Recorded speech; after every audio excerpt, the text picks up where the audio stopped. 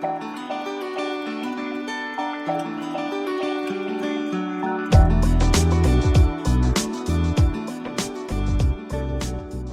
all acknowledge the immense threat to our freedoms. But what has been the libertarian response over these years?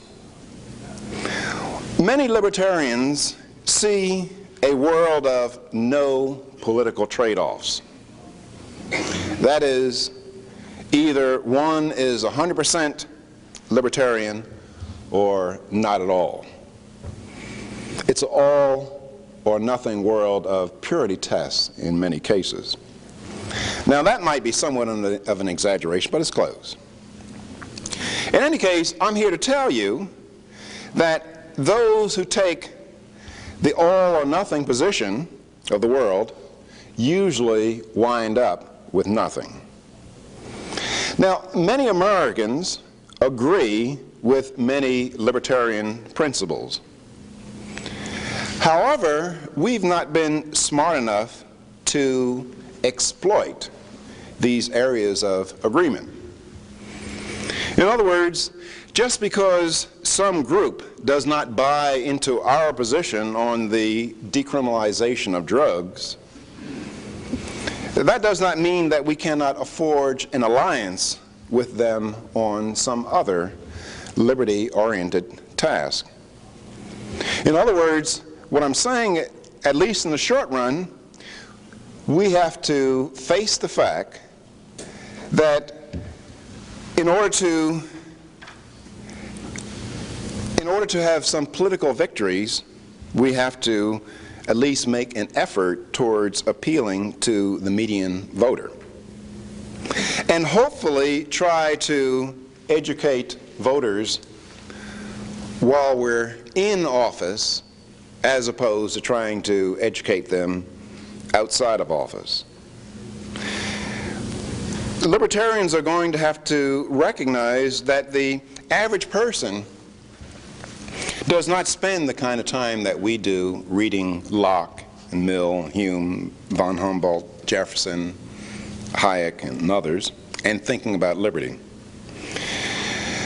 Our response to those who appear to cherish liberty less than we do will have to be more educative rather than put-offish. In other words, the tactic that I see or the strategy that I see that will be useful to those who call for example, more of the welfare state to help the poor, is a response that goes along these lines, that you tell them that I too care about the poor, but your way is not producing the results that you and I want. Let's work together to find more effective ways of helping the poor. That is, libertarians are going to have to do a better job of selling the notions of freedom. As a matter of fact, I learned a very valuable lesson from Milton Friedman in 1976, I think I just started doing some television shows. And Milton Friedman called me up a couple days after, and he said to me, he said, "Williams, you did a wonderful job doing the show." He said that your facts were in order, your argument was unquestionably correct. He said you made one fatal mistake, though. He said you did not smile at all. He says when you're talking about freedom, you have to smile. He says you have to make people think that you're a friendly person, because people traditionally are hostile towards freedom.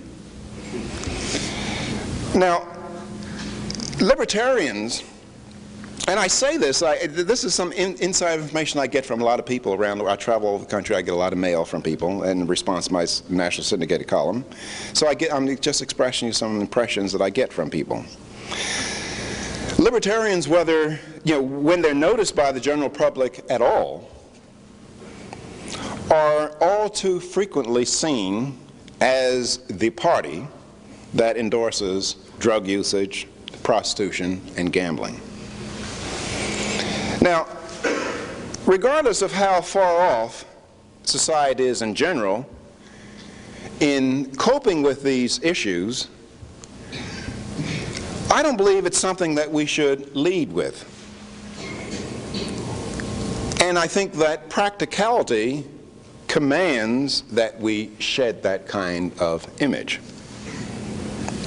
Now, if libertarians have to lead with an issue, and this is just a suggestion, I'm not suggesting a lead issue, but I'm suggesting one that makes a little more sense, and that is libertarians, if they have to lead with the issue, they should lead with one that can gather more sympathy and build more effective coalitions.